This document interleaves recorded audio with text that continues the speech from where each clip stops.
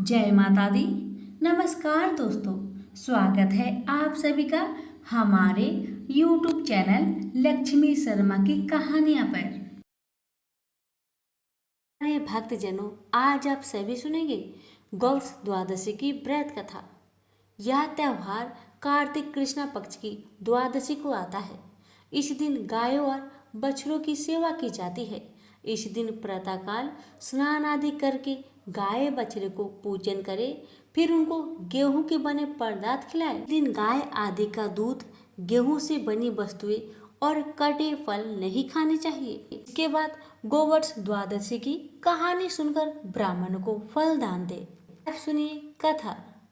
बहुत समय पूर्व भारत में स्वर्णपुर नामक एक नगर में देवदानी राजा राज्य करता था।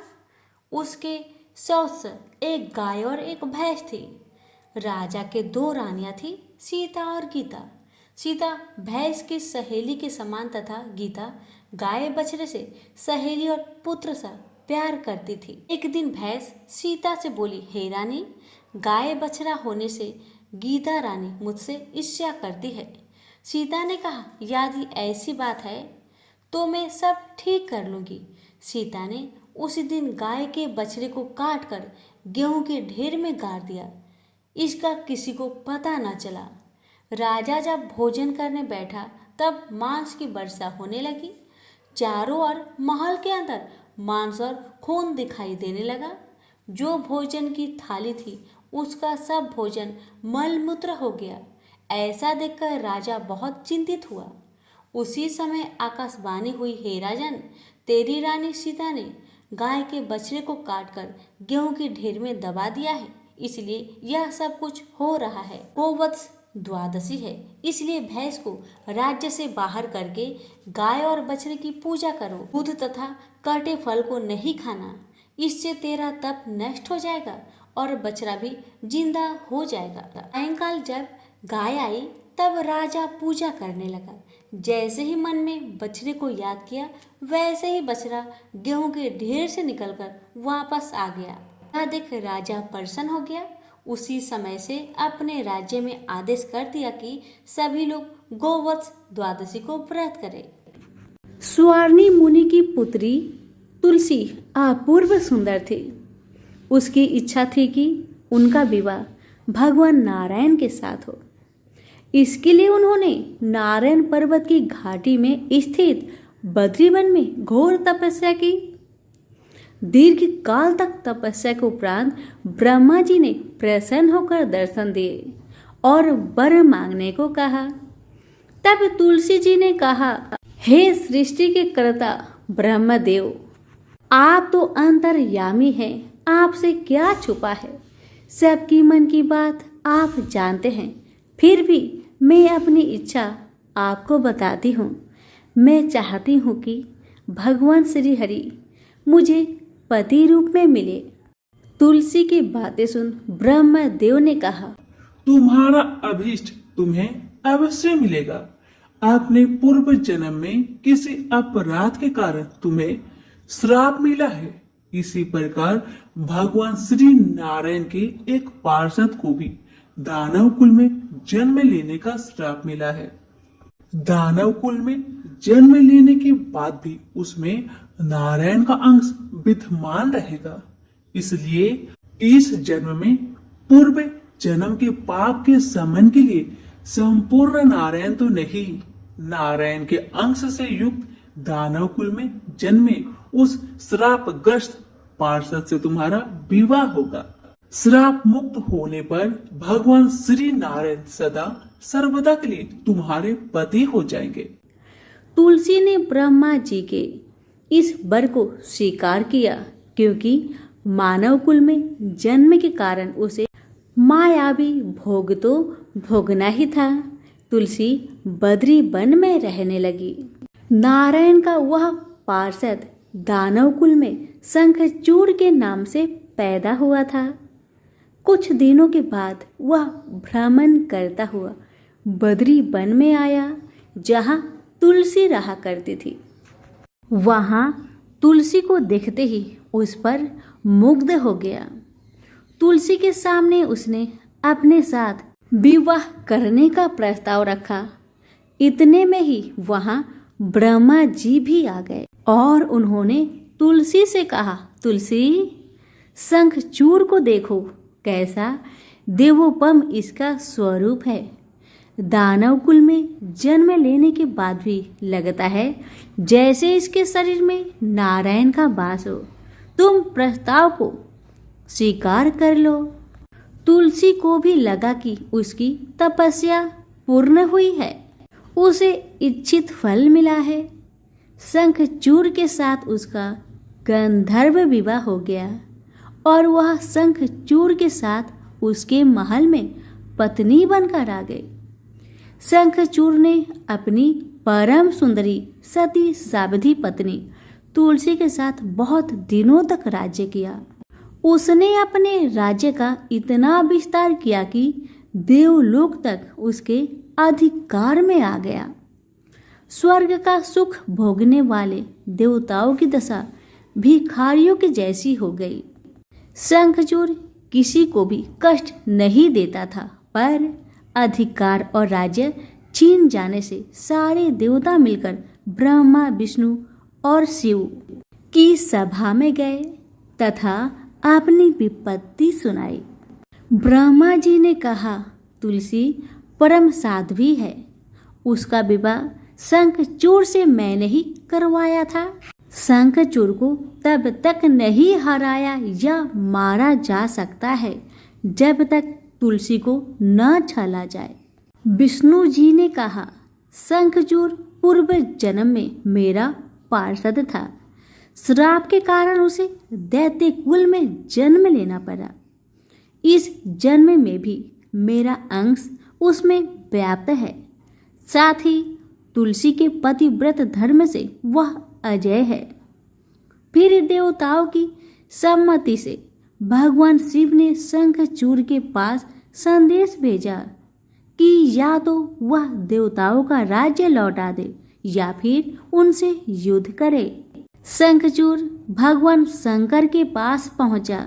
उसने कहा, देवादिदेव, आपके लिए देवताओं का पक्ष लेना उचित नहीं है। राज्य बढ़ाना हर राजा का कर्तव्य है। मैं किसी को दुखी नहीं कर रहा हूँ। देवताओं से कहिए वे मेरी प्रजा होकर रहे। मैंने आपका भी कोई उपकार नहीं किया है और हमारा आपका युद्ध शोभा नहीं देता। अगर आप हार गए तो बड़ी लज्जा की बात होगी। मैं हार गया तो आपकी प्रीति बहुत अधिक नहीं बढ़ेगी। शंखचूड़ के बातें सुन भगवान शंकर हंसने लगे। भगवान तो सब रहस्य समझते थे। तुलसी और शंखचूड़ के पूर्व जन्म की श्राप की अवधि लगभग पूरी हो चुकी थी। भगवान बोले, इसमें कृति और लज्जा की बात नहीं। तुम देवों के राज्य लौटाकर उन्हें उनके पद पर प्रतिष्ठित होने दो। युद्ध से बचने का यही एक उपाय है। शंखचूड़ ने कहा, मैंने युद्ध के बल से देवलोक जीता है। कोई उसे युद्ध के द्वारा ही वापस ले सकता है। यह मेरा अंतिम उत्तर है। मैं जा रहा हूँ। ऐसा कहकर शंखचूड़ चला गया। उसने अपनी पत्नी तुलसी को सारी बात बताई और कहा, कर्म भोग सब काल सूत्र में बंधा है। जीवन में हर्ष, शोक, भय, सुख, दुख, मंगल, अमंगल काल के अधीन है।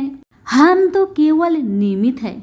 संभव है भगवान शिव दोनों का पक्ष लेकर मुझसे युद्ध करे। तुम चिंता मत करना, तुम्हारी सती तेज मेरी रक्षा करेगी। दूसरे दिन भगवान शंकर ने नेतृत्व में देवताओं ने युद्ध छेड़ दिया। शंखचूड़ ने भीषण बाणों की वर्षा कर उनका वेग रोका। उसके प्रहार से देवता डगमगाने लगे।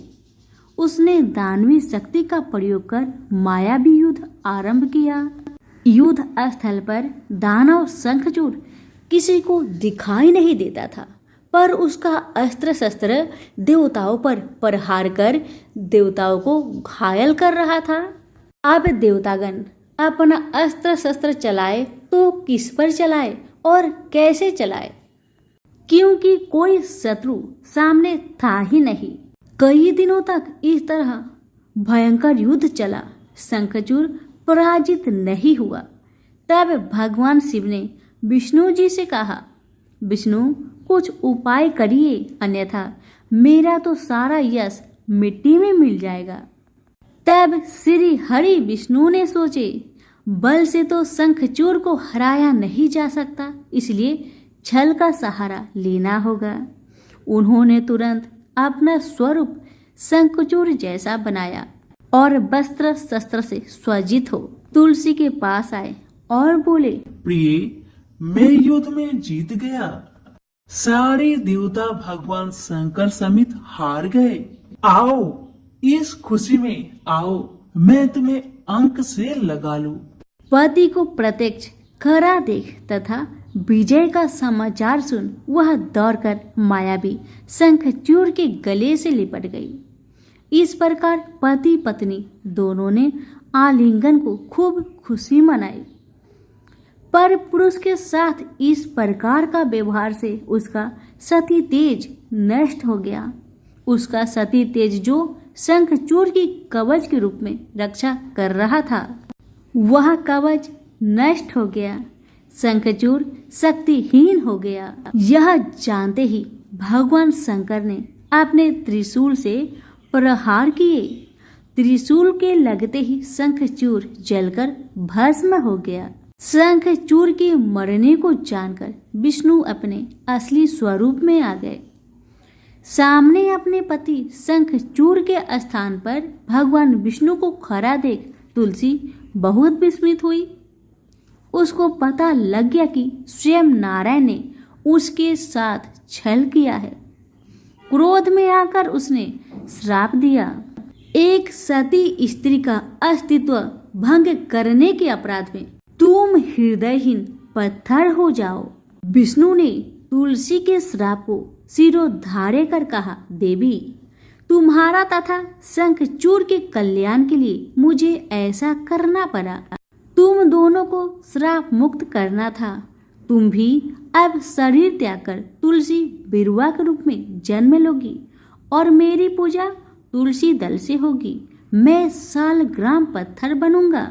मेरे शीश पर तुम आदर से विराजमान होगी। तुम्हारे पति की हड्डियों के चूर्ण से शंख की उत्पत्ति होगी। उस शंख ध्वनि से देवताओं तथा मेरी पूजा आराधना होगी। जहाँ शंख ध्वनि होगी वहाँ मंगलमय में मैं विराजमान रहूंगा।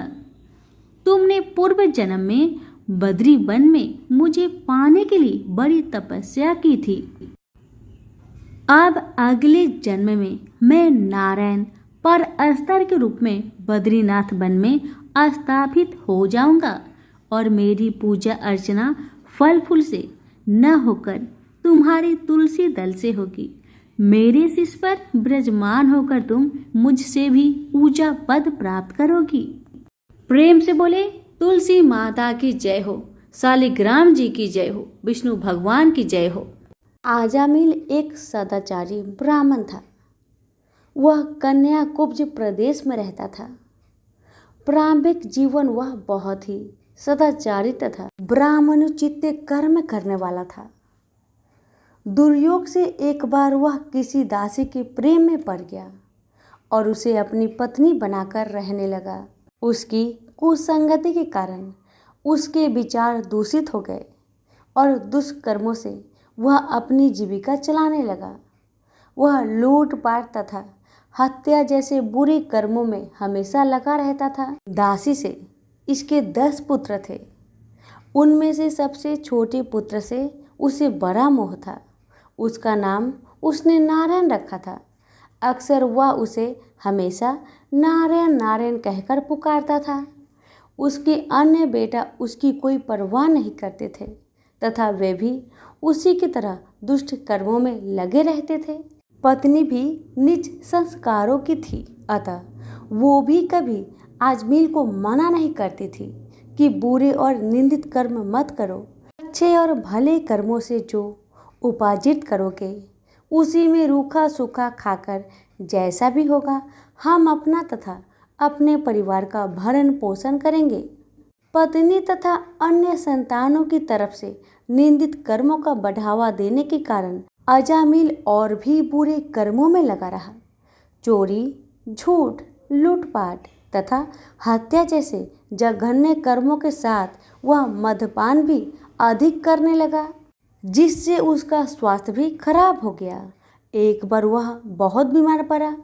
उसकी सेवा के लिए कोई भी ना आता था।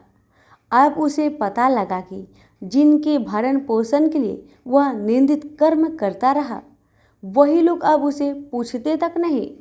बीमारी के कारण वह आसक्त होकर खाट पर ही पड़ा रहता था। उसमें स्वयं उठने बैठने तथा चलने फिरने की शक्ति भी नहीं रही। छोटा बेटा नारायण ही उसकी पुकार सुनकर उसके पास आता और उसकी बात सुनता था, इसलिए वह हमेशा उसको ही नारायण नाम लेकर पुकारता था। उसको असाध्य रोग हो गया था। एक दिन उसे जब आभास हुआ कि अब वह नहीं बचेगा और उसका प्राण हो जाएगा, तो व्याकुल होकर वह अपने छोटे पुत्र को नारायण नारायण कहकर पुकारने लगा। जब तक नारायण उसके पास नहीं पहुंचा, उसने नारायण नारायण की रट लगाई रखी। जब उसके पास आया तो जीवन से निराश विहल हो उसका हाथ पकड़कर कहा, नारायण नारायण तू आ गया है। इतना कहते ही उसका प्राण हो गया। शरीरांत होने पर उसके जीव को लेने के लिए यमदूत आ पहुंचे और वे अजामिल के जीवन को लेकर यमलोक चले जाए। इससे पहले ही बैकुंठ से विष्णु के दूत आ गए और उन्होंने यमदूत से कहा, अजामिल के जीव को तुम लोग नरक में नहीं ले जा सकते। मरते समय इसने कई बार विष्णु को नारायण नारायण कहकर पुकारा था, अतः अब यह जीव स्वर्ग का अधिकारी है। यमदूत हंसकर बोले, इसके सारे जीवन का लेखा जोखा चित्रगुप्त की ही बही में लिखा है। उसके अनुसार यह पूरे जीवन में हमेशा निंदित और पाप कर्म में लिप्त रहा। तुम जो नारायण की बात करते हो, यह नारायण के रूप में विष्णु भगवान को नहीं पुकार रहा था। ये तो अपने छोटे बेटे को उसका नाम लेकर पुकार रहा था। विष्णु दूतों ने कहा, प्रारंभिक जीवन में यह सत्कर्मी था। एक स्त्री की कुसंगति में पड़कर इसने पाप कर्म किए हैं। इस सब के बाद बेटे के नाम के बहाने ही सही ये हमेशा नारायण नारायण कहता रहता था और अंत समय तो इसने नारायण नारायण कहते हुए अपने प्राण त्यागे हैं। इसलिए यह जीव इतने पुण्य से ही स्वर्ग का अधिकारी है। इसको हम स्वर्ग ले जाएंगे। इस प्रकार अजामिल नारायण के नाम की महिमा से स्वर्ग का अधिकारी बना। तो प्रेम से बोलिए, लक्ष्मी नारायण की जय। एक गांव में एक माँ बेटी रहती थी। एक दिन वह अपनी माँ से कहने लगी कि गांव के सब लोग गणेश मेला देखने जा रहे हैं, मैं भी मेला देखने जाऊंगी। माँ ने कहा कि वहाँ बहुत भीड़ होगी, कहीं तुम गिर जाओगी, तुम्हें चोट लगेगी। लड़की ने माँ की बात नहीं सुनी और गणेश मेला देखने चल पड़ी। माँ ने जाने से पहले बेटी को 2 लड्डू दिए, एक घटी में पानी दिया। माँ ने कहा कि एक लड्डू तो गणेश जी को खिला देना और थोड़ा सा पानी गणेश जी को पिला देना। दूसरा लड्डू तुम खा लेना और बचा हुआ पानी तुम पी लेना। लड़की मेले में चली गई। मेला खत्म होने पर सभी गांव वाले वापस आ गए, लेकिन लड़की वापस नहीं आई। लड़की मेले में गणेश जी के पास बैठ गई और कहने लगी कि एक लड्डू और पानी गणेश जी तुम्हारे लिए और एक लड्डू और बचा पानी मेरे लिए है। इस तरह कहते कहते सारी रात बीत गई। यह देखकर गणेश जी सोच में पड़ गए कि अगर मैंने यह लड्डू और पानी नहीं पिया तो यह बच्ची अपने घर को नहीं जाएगी। यह सोचकर गणेश जी एक लड़के के वेश में आए और उससे एक लड्डू खा लिया और साथ ही थोड़ा पानी भी पी लिया। फिर वह कहने लगे कि मांगो, तुम क्या मांगती हो। लड़की मन में सोचने लगी कि क्या मांगू, अन्न मांगू या धन मांगू या अपने लिए अच्छा वर मांगू या खेत मांगू या महल मांगू, वह मन में सोच ही रही थी। गणेश जी ने उसके मन की बात को जानकर उनसे कहने लगे, लड़की, तुमने जो अभी मन में सोचा वो सब कुछ तुम्हें मिलेगा, तुम अपने घर को जाओ। लड़की घर पहुंची तो माँ ने पूछा कि इतनी देर कैसे हो गई। बेटी ने कहा कि आपने जैसा कहा था मैंने वैसा ही किया, और देखते ही देखते जो भी लड़की ने सोचा था वह सब कुछ हो गया। प्रेम से बोलिए गणेश भगवान की जय।